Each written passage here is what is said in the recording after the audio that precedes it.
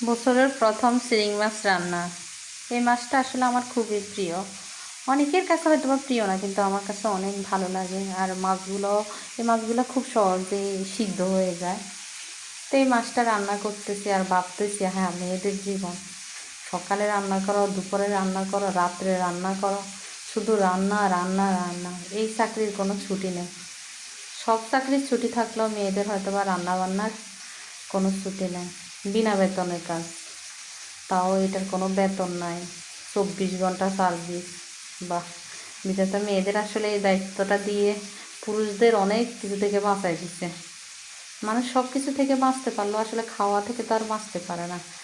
খাওয়া তার খাওয়া লাগেই, ক্ষুধা কোনো কিছুই মানে না। তো রান্না করতেছি আর ভাবতেছি, এই জীবন মনে হয় যতদিন পর্যন্ত সুস্থ থাকি ততদিন মনে হয় রান্না করা আছে আর আমরা আছি, বা আমার মতো মেয়ে মানুষেরা আছে। তো কে কী রান্না করলেন অবশ্যই জানাবেন। আর ভালো থাকবেন, সুস্থ থাকবেন, সবার জন্য